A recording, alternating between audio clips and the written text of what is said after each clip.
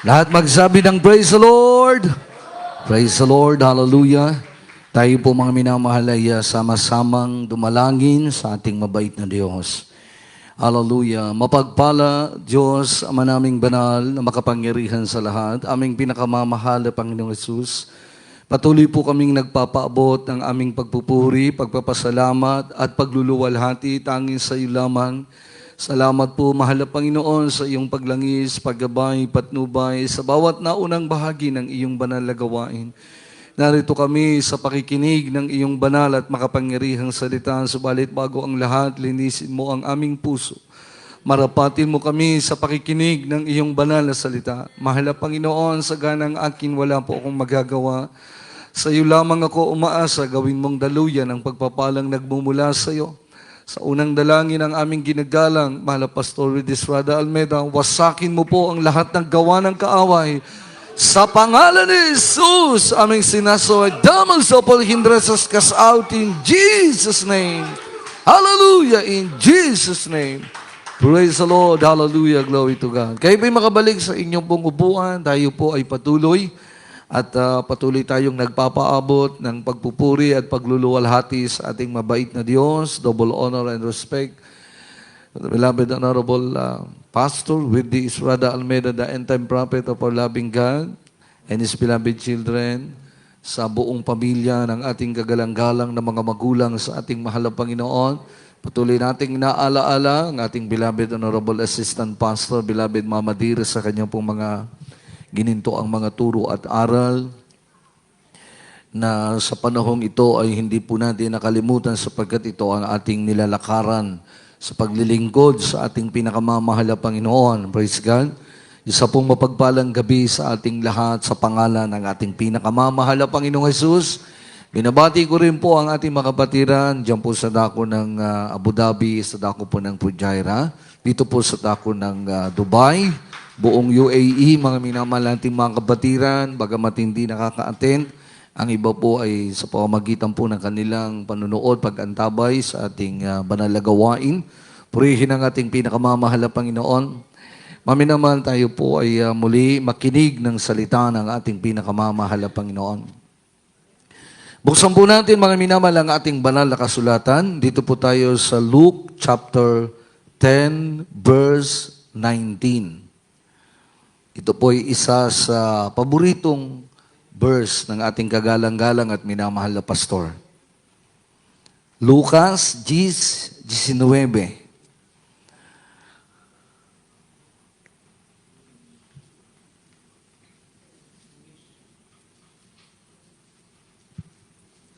Luke chapter 10, verse 19. Behold, I give unto you power to tread on the serpent. Maliit yung sulat ng Bible niya. Yung malinaw ang mata. Parehas kaming malabo. From the book of Luke, chapter 10, verse 19. Behold, I give you power to tread on serpents and scorpions, and all over the power of the enemy, and nothing shall by any means hurt you. Amen. Amen. Palakpakan po natin ang ating pinakamamahal na Panginoon. Maminamahal, yan po ay palaging ipinapangaral ng ating kagalang-galang at minamahal na ebanghelista. Maging sa television, mga kapatid, tuwing siya'y mangangaral, palagi niya po yang sinasabi, ipinapangaral, pagkat yan po ang katotohanan. Amen? Ang sabi ng wikang Tagalog, narito, binigyan ko kayo ng kapamahalaan na inyong yurakan ang mga ahas at ang mga alakdan, at sa ibabaw ng lahat ng kapangyarihan ng kaaway, at sa anumang paraan, hindi kayo maaano. Inilalarawan, mga kapatid, ng talatang ito, ipinapaunawa sa atin ng talatang ito, mga minamahal, na tayo po ay hindi basta Kristiyano. Amen? Hindi tayo ordinaryong Kristiyano. Hindi po tayo, mga minamahal, katulad ng ibang nagsasabing Kristiyano. Pero, sa kaunting trials, sumusuko sila. Kaunting problema, kaunting pag-uusig, umaatras sila, mga minamahal. Tumatakbo sila. Yung iba, mga minamahal, sa kaunting pagsubok, natitisod sila. Pero tayong mga totoong Kristiyano, mga minamahal, ipinapakita ng talatang ito, mga minamahal, na ang ating pagiging Kristiyano ay hindi po pipitsugin. Amen? Hindi ordinaryo ang pagiging Kristiyano natin, mga minamahal. Tayo yung mga matatag, malakas, matibay na mga mananampalataya. Sapagkat ang ating Diyos na pinaglilingkuran ay totoo. At yung ginagawa po nating paglilingkod ay mapanghahawakan po natin na talagang totoo, mga minamahal. Ang ating pagsunod, yun po yung naiiba. Amen? Lalo na po sa kabanalan, mga kapatid, ito po yung napakahirap gawin ng iba na mga nagsasabing sila'y Kristiyano. Pero pagdating na po, mga minamahal, sa kabanalan, kahit nga sa kasuotan, pangkaraniwan, pangunahin, mga minamahal. Pagdating sa kabanalan, sa kasuotan, wala na, tiklop na po yung iba. Pagdating sa kaanyuan, mga minamahal, wala na po, hindi na po makabugay yung iba. Pero tayo, mga minamahal, talagang, kumbaga, tiklop tuhod. Talagang maigting ang pagkapit natin na masunod ang kalooban ng ating pinakamamahal na Panginoon. Hindi natin ipinagpapalit ang ating kaligtasan sa kung ano lamang. Amen? Ano pa, mga minamahal, ang iba sa atin nagpapatotoo, hindi baling mawala ng trabaho. Huwag lang labagin ang kalooban ng Diyos. Kayong iba sa atin, di baling mapauwi na sa Pilipinas, basta masunod ang kalooban ng Diyos. Kung hindi totoo yung talatang ito, mga minamahal, sa buhay natin. Ano ang sabi diyan? Binigyan tayo ng kapamahalaan na ating yurakan ang mga ahas at ang mga alakdan at hindi tayo madadaig ng anumang kapangyarihan ng kaaway. Amen? Sapagkat ang ating pananampalataya, ang ating pagiging Kristiyano ay hindi sa nguso, kundi sa puso. Amen? Hindi bukang bibig lamang ang ating pagiging Kristiyano. Amen? Palakpakan natin ng malakas ang ating mahal na Panginoon. Totoo naman, mga minamahal, di po ba? How many years na nating napatunayan ang paglilingkod natin sa Diyos? Talagang inilalaban po natin. Kahit nga yung iba nating mga kapatid na nagpapatotoo, itatakwil ng kanilang mahal sa buhay. Aalisan ng mana para iwan ang pananampalataya. Pero hindi nila magawang iwan. Sa huli, mga minamahal, pati yung mahal nila sa buhay na umuusig, ay naisasama pa sa banal na gawain ng ating pinakamamahal na Panginoon. Sabi ng Biblia, mga minamahal, 2 Timothy chapter 1 verse 7, sapagkat tayo ay binigyan ng Diyos ng kapangyarihan. Amen? Binigyan tayo ng Diyos ng pag-ibig at ng kahusayan. Kaya hindi basahin natin? Sa English po tayo, mga mina, para hindi parehas Tagalog. From the book of 2 Timothy, chapter 1, verse 7. For God had not given us the spirit of fear, but of power, and of love, and of a sound of mind. Amen. Palakpakan natin muli ang ating mabait na Diyos. Lahat magsabi ng praise the Lord. Minamahal, binigyan tayo ng Diyos. Ibinigay sa atin, mga minamahal, ang kapangyarihan. Ibinigay sa atin ang pag-ibig. Ibinigay sa atin ang kahusayan. Kaya tayo, hindi tayo ordinaryong Kristiyano lamang. Amen? Ang pagiging Kristiyano natin ay papuntang langit. Amen? Binigyan tayo ng kapangyarihan para labanan ang kasalanan. Amen? Yan ang ibig sabihin, yung kapangyarihang ibinigay sa atin ng Diyos para labanan ang kasalanan.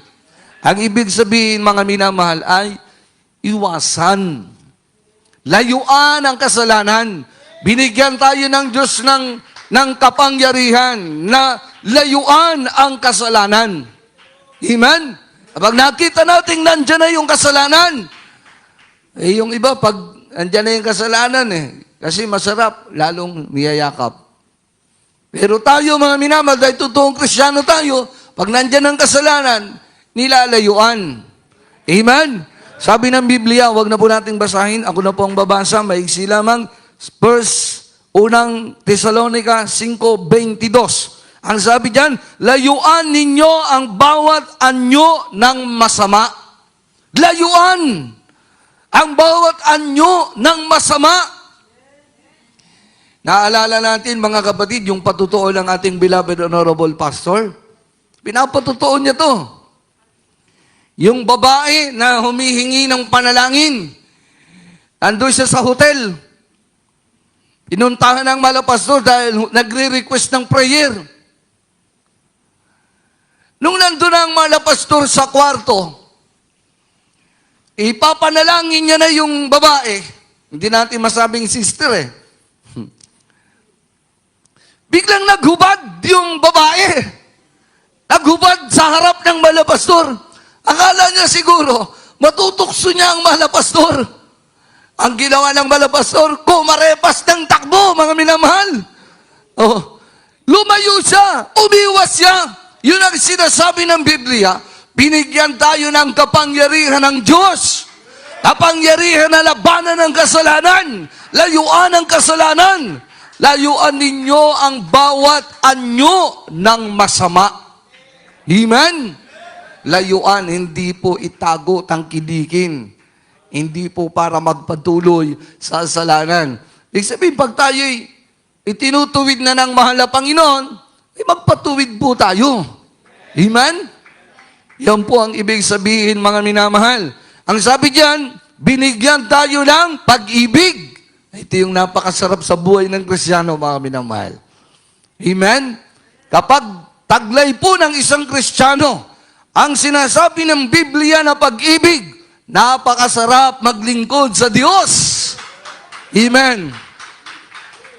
Mga minamahal, sabi ng banal na kasulatan, paano tayo iibig? Pero bago yan, basahin natin, Mark chapter 12, verse 30 to 31.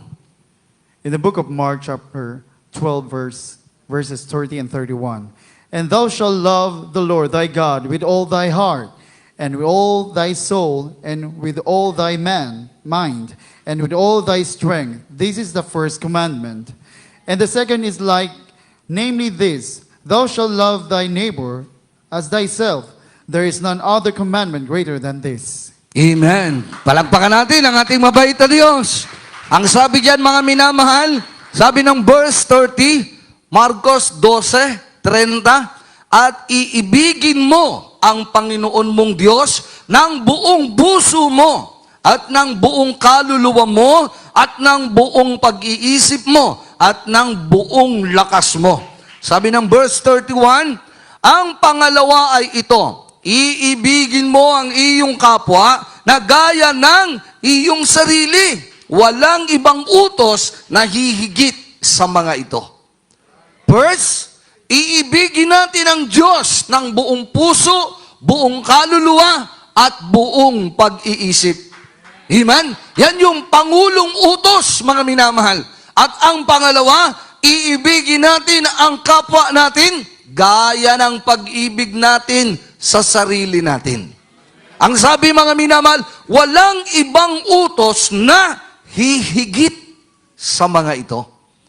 Ibig sabihin kung tagtaglay ng bawat Kristiyano, taglay natin ang pag-ibig na sinasabi ng banal na kasulatan, ibigin mo ang kapwa mo.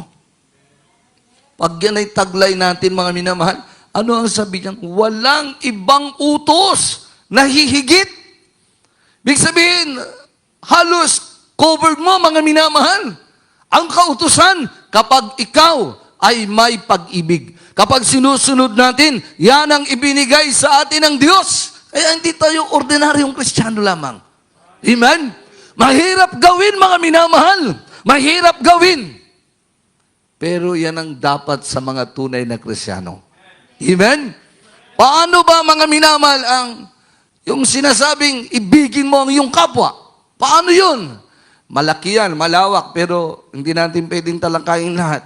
Basahin po natin kayo, hindi po yung napabigay kanina. Luke chapter 6, verse 32.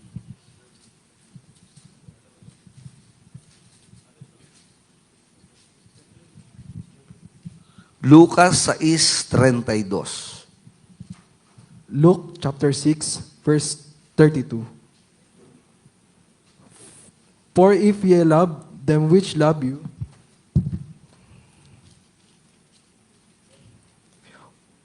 what thank have ye? For sinners also love those that love them. Amen. Amen. Ako po ang babasa sa Tagalog. Sabi ng Lucas 6:32, at kung kayo'y magsiibig sa mga nagsisiibig sa inyo, ano ang pasasalamat? Anong pasasalamat ang inyong kakamtin? Sapagkat ang mga makasalanan man ay nagsisiibig sa kanila. Ayan. Paano yung totoong pag-ibig, mga minamahal, sa ating kapwa? Kung tayo raw po ay iibig sa kapwa natin dahil siya'y umiibig sa atin, anong gantimpala, anong kagantihan, anong kabutihan mayroon? Mga minamahal. Sabi ng, ituloy po natin, basahin ko po ang verse 33, at kung magsigawa kayo ng mabuti sa mga nagsisigawa sa inyo ng mabuti, anong pasasalamat ang inyong kakamtin? Sapagkat ganito rin ang ginagawa ng mga makasalanan. So anong kabutihan kung iibig ka sa kapwa mo, iniibig mo siya kasi iniibig ka kasi niya eh. Ha? Pinapahalagahan mo yung kapatid mo kasi mahalaga ka sa kanya. Ang sabi niyang, gagawa ka ng mabuti sa kapwa mo kasi gumagawa siya ng mabuti sa iyo. Ang Biblia ang nagsasabi, anong gantimpala meron tayong matatanggap doon? Sabi ng verse 34, at kung kayo'y mangagpahiram doon sa mga inaasahan ninyong may tatanggapin, o ito na yun mga minamahal, kung magbibigay ka o magpapahiram ka doon sa mga tao na alam mong meron ka rin tatanggapin sa kanya, anong pasasalamat ang inyong kakamtin? Ang mga makasalanan man ay nagsisipag pahiram sa mga makasalanan upang muling magsitanggap ng gayon din. Ang sabi ng verse 35, dapat ibigin ninyo ang inyong mga kaaway at gawan ninyo sila ng mabuti at mangagpahiram kayo na kailanman ay huwag mawawala ng pag-asa at malaki ang sa inyo'y magiging ganti. Ito yun. Ito yung totoong pag-ibig, mga minamahal. Amen? Magkakaroon ka ng totoong kagantihan kung ang iibigin mo ay yung umaaway sa'yo. Oh. Di ba mahirap? Mahirap yan. Pero tayo nga, hindi ordinaryong Kristiyano tayo. Hindi tayo basta Kristiyano. Dahil tayo, ang mga Kristiyanong sumusunod sa utos ng mahal na Panginoon. Amen? Hindi tayo basta Kristiyano, hindi tayo pipigtsuging mananampalataya. Dapat nating maramdaman sa buhay natin, dapat nating makilala ang sarili natin na tayo ay Kristiyanong hindi ordinaryo. Tayo ay mga Kristiyanong sumusunod sa utos ng mahal na Panginoon. Kahit mahirap, ginagawa nating sundin. Amen? Oh. Ako naniniwala ako maraming tinatamaan sa inyo ng bersikulong ito eh. Kasi pag yung kapwa natin masama na yung loob sa atin, ay kung masama ang loob mo sa akin, di masama din ang loob ko sa iyo. Kung galit ka sa akin, galit din ako sa iyo. Merong ganong Kristiyano, mga minamahal. Pero ang sabi ng banal na kasulatan, ang totoong umiibig sa kanyang kapwa, ibigin mo ang iyong kapwa.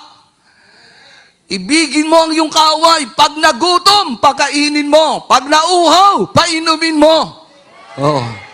Ang hirap gawin yan, mga minamahal. Pero yan ay ginagawa ng mga tunay na Kristiyano. Kaya kung hindi nyo nagagawa, simulan nyo nang gawin. Amen? Purihin ang ating mabait na Diyos. Mga minamahal, kaya sabi ko po sa inyo, itong pag-ibig na to, kung taglay ng Kristiyano, ay napakasarap maglingkod sa mahal na Panginoon. Pero hindi naman sinabi ng Biblia na yung alam mong gagawa sa'yo ng mabuti, ay huwag mo nang gawa ng mabuti. Hindi naman sinabi ng Biblia. Ang ibig sabihin ng Biblia, kung yung kapwa natin, nagagawa natin ng mabuti kasi alam natin gumagawa ng mabuti sa atin walang problema doon. Hindi naman sinabi ng Biblia na wag. Pero ang sabi ng ating pinag-aaralan, ang totoong umiibig, yung mas higit totoong umiibig, na meron talagang pag-ibig sa kanyang kapwa na nanggagaling sa mahal na Panginoon, kaya mong ibigin yung taong ayaw umibig sa iyo. Amen? Amen? Hindi masama kung yung kapwa mo na umiibig sa iyo, iniibig mo, hindi masama yun, mga minama. Kristyano tayo kaya nga ang turo, nag-iibigan ng mga magkakapatid sa mahal na Panginoon. Amen? Oo. Brother Dong, binigyan ako ng halimbawa ng relo. Bukas makalawa, bibigyan ko siya ng sapatos. Masama ba? Hindi. Amen? Pero kung si Brother Charles, mga minamahal, nagalit sa akin, bukas, bigyan ko yan ng peace offering. Love offering. Masama ba? Hindi. Dahil ang sabi ng Biblia, yung umaaway sa'yo, ibigin mo. Tayo naman, hindi naman tayo nag-aaway-away. Bakit hindi tayo mag-ibigan? Bakit hindi tayo magbibigayan? Pero ang tinuturo nga at pinag-aaralan natin, kung yung kapwa natin, nagagalit sa atin, ano bang kinagagalit mo? Halika nga, mag-Jollibee nga tayo. Ano bang kinagagalit mo? Sister, brother. Ha? Kain ka sa labas. Nga? Bili ka ng pampasalubong sa anak mo. Diba? Halip na malalaki pa yung mata niyan. Ay, aamo yan pasensya ka na. Kapatid, nabigla lang ako. Yan. Pero kung, ano ba? Galit ka? Anong kinagagalit mo? Halip na huminahon yan, lalong magagalit din yan. Amen? Pero kung kapatid mo nagbigay sa'yo, praise the Lord. Tanggapin mo, binibigay hindi ka naman humihingi. Pag nagkaroon ka, gusto mong bigyan yung kapatid mo dahil binigyan ka nung last 30 years ago, bigyan mo din. Amen? Kaya nga po ako po yung nagpapasalamat sa mabait na Diyos. Ngayon ay kaarawan ng aking sweetheart. Salamat sa malapinan. Andiyan ang kalusugan. Bigay ng Diyos, mga minamahal. Sumapit ang kaarawan. Andito kami sa Dubai. As pagpapala. Grabing pagpapala ng Diyos, mga minamahal. Isipin niyo po na magdaraos ng kaarawan ng aking mahal na kabiyak dito pa sa Dubai. Pamasahe pa lang, di mo na kaya. Pero walang imposible sa Diyos. Saan ka nakakita, mga minamahal? Magdaraos lang ng kaarawan, pupunta pa ng Dubai? Alooban lang yan ang mahal na Panginoon. Dahil kung kami natuloy nung asyete, hindi kami dito nagdaos ng kaarawan ng aking sweetheart. Doon kami sa Pinas. Nagpapasalamat akong lubos sa mahal na Panginoon, sa mga kapatiran, bumabati, ayan. At yung iba, hindi makatiis. Nag-aabot ng mga, kung anong pagpapala yung naiabot. Salamat sa mahal na Panginoon. Ang Diyos pong magbabalik ng makalibong beses, mga minamahal. Kasi, di namang galit Bakit hindi mo bibigyan? Ano po? Pero ang pinagkaaralan po natin dito, ang para masukat ang pagiging Kristiyano natin at talagang hindi biro ang pagiging Kristiyano natin. Yun nga, yung mga taong ayaw sa'yo, ibigin mo. Amen? Amen? Wala tayong magawa minsan dahil talagang kahit ayaw natin Yan ang pinapaintulot ng Diyos. Sa magdamdam ka ng magdamdam, ibigin mo na lang, pasalamatan mo na lang. Amen? Pagtiisan natin. Dahil yan ang binigay ng mahal na Panginoon. Pasalamatan natin dahil yan ang pinaintulot ng Diyos. Amen? Kung nasa trials tayo, yan ang dalooban ng Diyos, sa trials tayo Magreklamo tayo ng magreklamo, huwag na. Magpasalamat at magsumikap na lamang. Amen? Yan ang ibinigay sa atin ng ating mahal na Panginoon. Binigyan tayo ng kahusayan. Amen? Mahusay. Ibig sabihin, mahusay na paglilingkod sa ating pinakamamahal na Panginoon. Mga minamahal, tayo po ay hindi Kristiyanong talunan. Binigyan tayo ng Diyos ng kahusayan. Ibig sabihin, mga minamahal, hindi po tayo talunan. Amen? Kaya huwag kang manlumo, huwag kang manghina.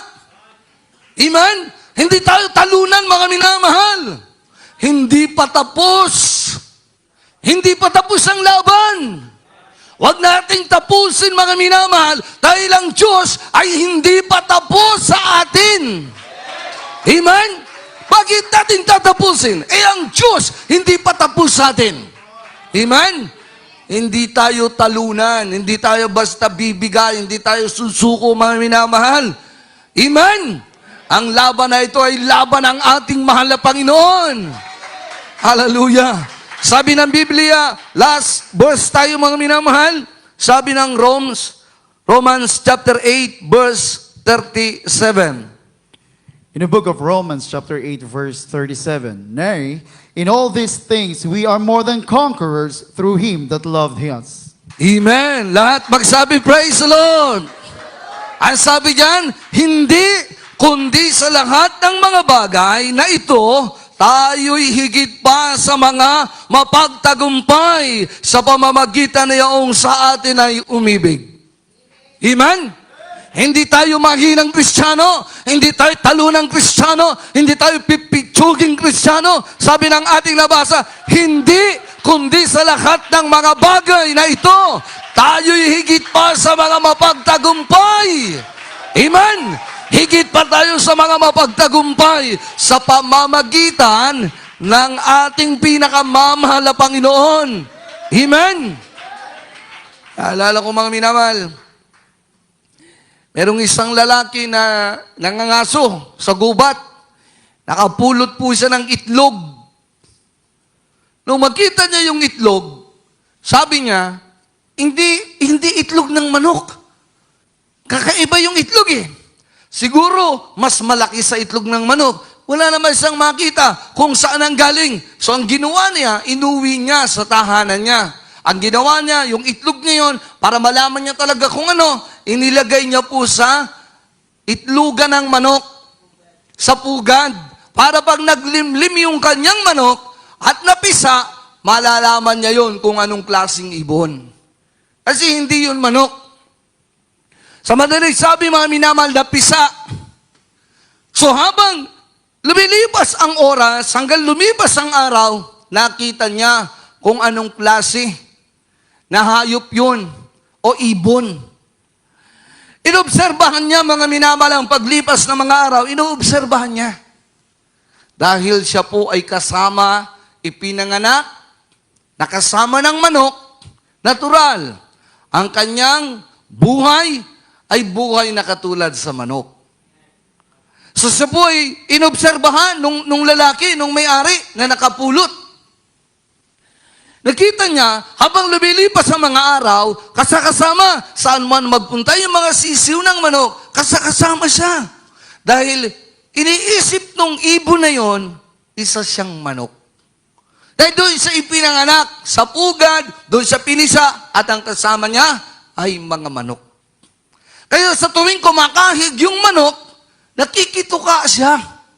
At yung mga sisiw ng manok, kapag kumakahig, ganon din ang ginagawa niya. Dahil iniisip niyang siya'y manok. Dahil doon siya nagmula. Doon siya namulat. Pero habang lumalaki, mga minamahal, nakikita nung lalaki, nung may-ari, na hindi siya manok eh. Pero ang trabaho niya ay trabaho ng manok. Magkaykay, tumuka. Pag lumipad, katulad lang din ng manok, dumadapo lamang sa gabi at bumababa sa araw. Hanggang sa lumibas ang mga araw, mga minama, nakita po nung lalaki, nung may-ari na, iba yung kanyang laki, iba yung kanyang itsura, iba yung kanyang tuka, iba yung mata, iba yung kanyang paa. Talagang hindi siya manok. Pero ang pakiramdam ng ibon na ito ay isa siyang manok. Ang ginawa ng may-ari, sabi niya, kailangan dalhin kita kung saan kita nakuha. Kailangan mamuhay ka ng ayon sa pagiging ibon mo. Kailangan tumira ka kung saan nararapat kang tumira. Kaya ang ginawa ng may-ari, kinuha, malaki na yung ibon, mga minamahal, dinala niya sa kagubatan kung saan doon napulot niya ang itlog. Ang ginawa niya, mga minamahal, iniksa niya para yung ibon na yun ay tuluyan ng lumipad. Pero mga minamahal, tuwing iniitsa niya, bumabagsak lang.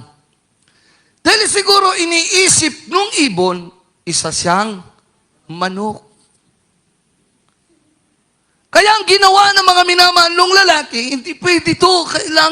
Kailangan malaman niya kung ano talaga siya. Sa sarili niya, mapatunayan niya na siya'y hindi manok. Kailangan malaman niya na siya'y isang agila. Na mayroon siyang kakaibang lakas.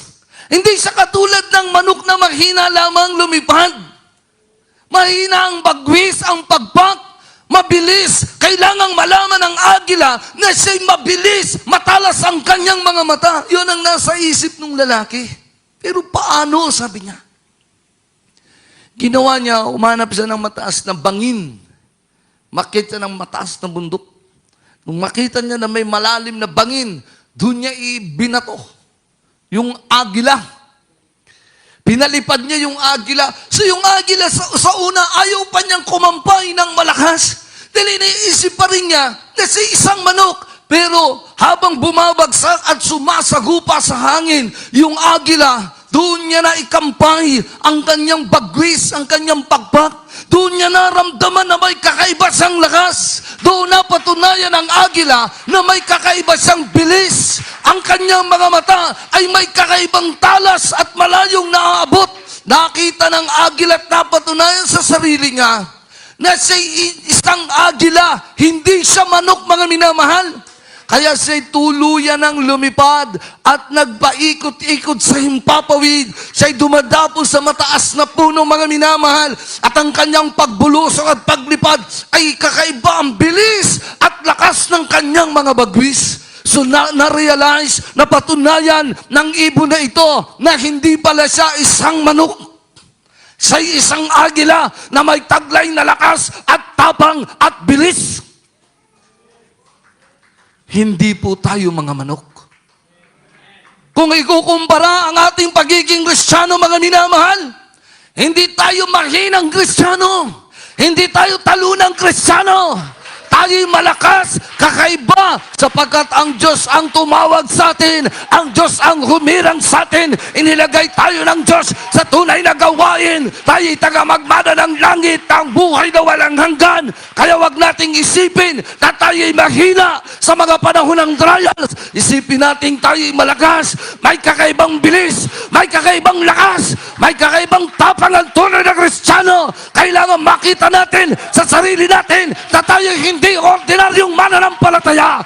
Tayo'y taga Jesus Miracle Crusade. Ang Diyos natin ay totoo. Ang pastor natin ay totoo. Hindi tayo katulad ng iba. Pagamat tayo kasama sa sanlibutan, gumagalaw at kumikilos tayo sa mundong kanilang ginagalawan. Kinakailangang dalhin tayo ng dakilang Diyos kung saan tayo nararapat na lugar. Nandito tayo, ito ang tunay nating buhay.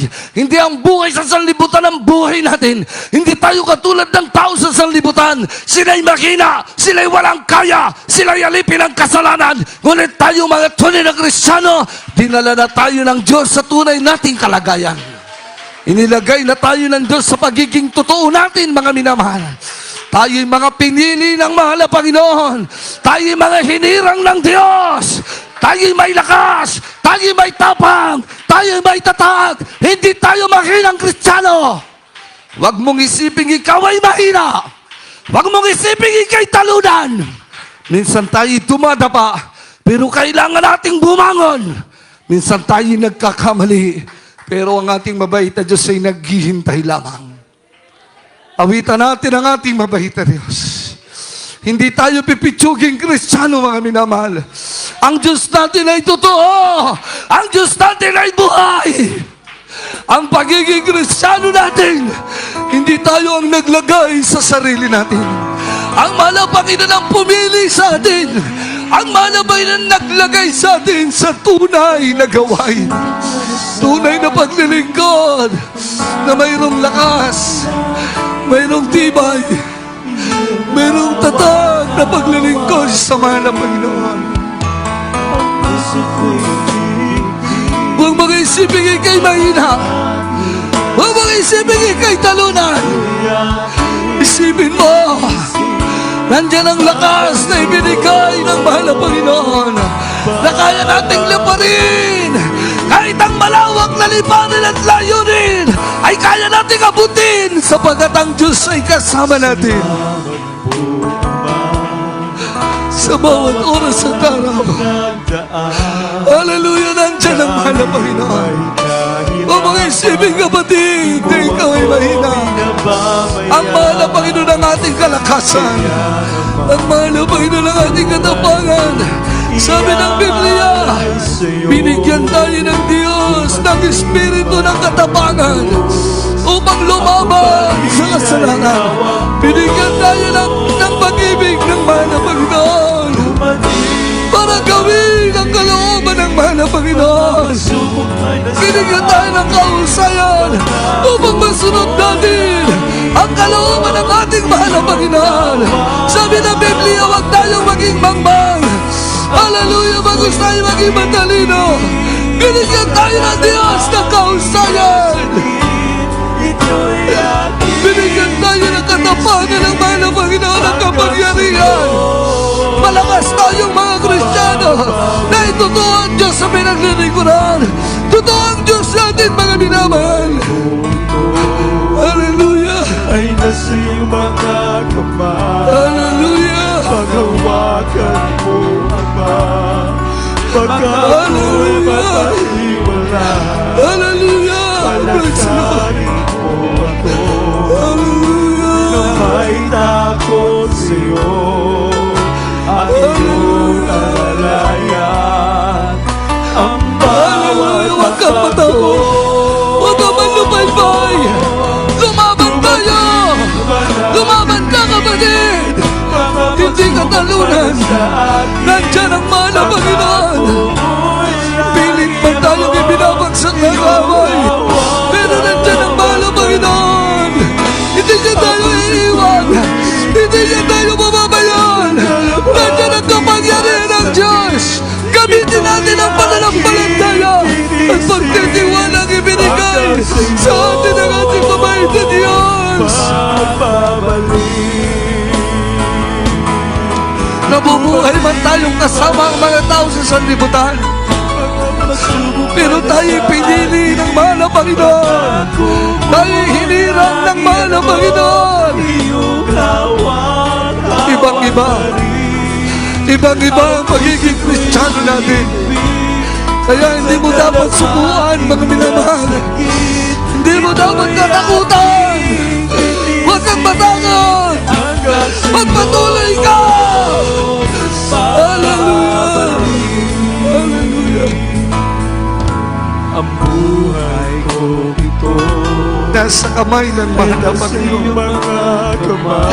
Nasa kamay tayo ng ating mabait na Diyos. Pagka ako'y mapahiwala, palakarin mo Tayo'y lumakad ayon sa tawag ng mahal na Panginoon. Lumakad tayong may takot sa mahal na Panginoon. Mayroong tapang, mayroong lakas, mayroong tatay. Hindi tayo talunan, Kristiyano. Dumating man ang dilim, mga pagsubok man ang sa Dumarating man minsan sa atin ang kapaguran. Dumarating man sa atin ang kahirapan. Dumarating sa atin ang mga pagsubok. Pero hindi tayo susuko. Hallelujah, magpapatuloy tayo. Hallelujah, tayo mga pinili ng mahal na Panginoon. Hallelujah, tayo mga tunay na anak ng Diyos.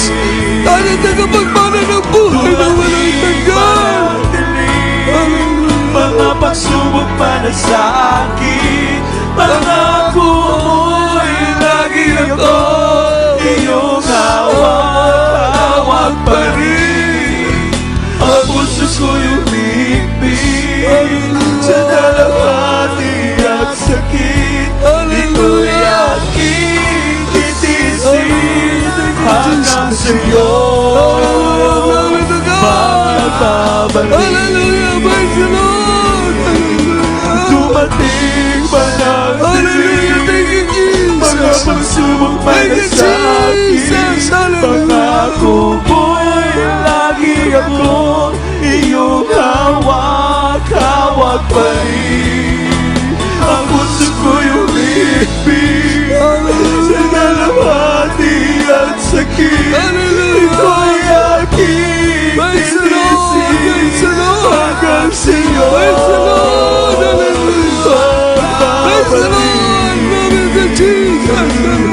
dumating man ang dilim, mga pagsubok man sa akin, pangako mo'y lagi akong iyong hawak pa rin. Ang puso ko'y umibig sa dalawati at sakit. Ito'y aking titisin hanggang sa'yo magbabalik. Hallelujah. Manalangin tayo sa ating mahal na Panginoon. Taas sa ating mga kamay, magsumamo tayo.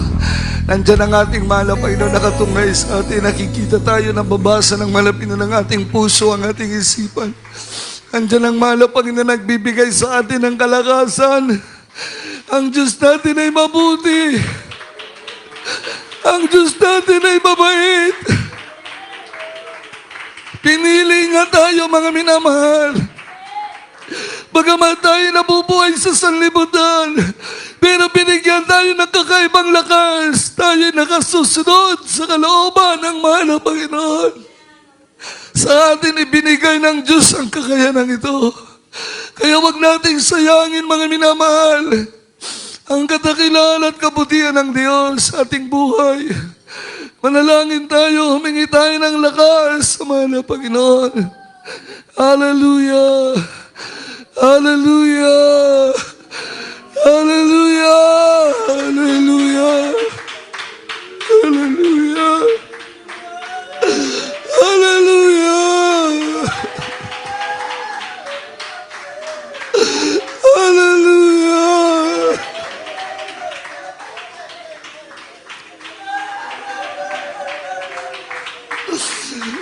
Hallelujah! Glory to God! Praise the Lord! Praise the Lord! Hallelujah!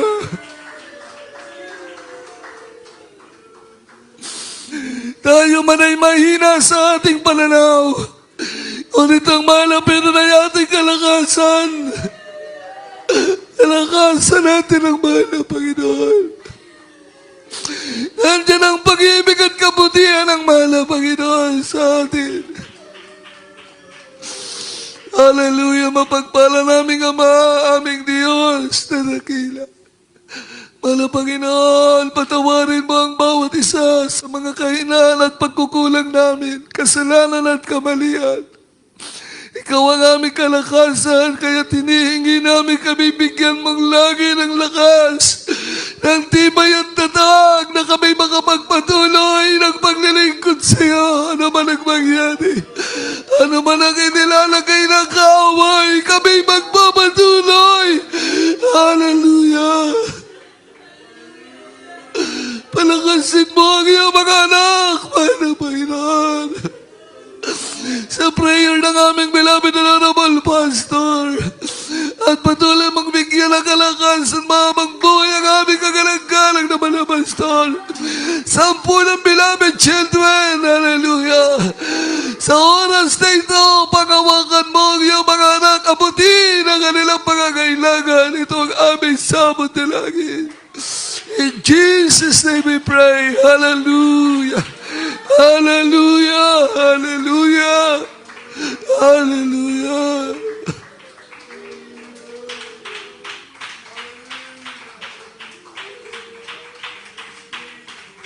Gamitin natin ang kapangyarihang binigay ng Diyos sa atin. Hallelujah. Sabi ng Biblia, ang pag-ibig ay nagtataboy ng takot. Kaya kung tayo ay punong-puno ng pag-ibig na nagmumula sa malapit na wala kang katatakutan, ang Espiritu, ang kapangyarihan ng Diyos ay sumasa atin. I-cast out natin ang mga problema, suliranin, sakit, karamdaman. Hallelujah. Patungan ang kamay sa ulo, isang kamay sa katawan, naroon ng karamdaman. Isipin natin ang kamay ng mahal na pastor na nagpipray sa atin. Hallelujah. Sa pangalan ni Jesus, aming sinasaway lahat ng uring karamdaman, rayuma, asthma, TB, diabetes, cancer, ketong, AIDS, anumang uring karamdaman. Mula ulo hanggang talampakan, lumayas, matunaw ka sa pangalan ni Jesus. Be healed in Jesus' name. Be healed in Jesus' name. Problem be solved in the mighty name of Jesus. Hallelujah. Problem be solved in Jesus' name. Vices began. Poverty cast out. Doubts and unbelief cast out. In Jesus' name. In Jesus' name. Hallelujah. Hallelujah. In Jesus' name. Praise the Lord. Praise the Lord. Glory to Jesus. Praise God. Hallelujah. Tayo pong lahat ay tumayo. Sa lahat ng kayang tumalon, tayo tatalon at sisigaw ng hallelujah. Praise the Lord. Galing sa puso. Hallelujah. Praise the Lord. Hallelujah. Praise the Lord.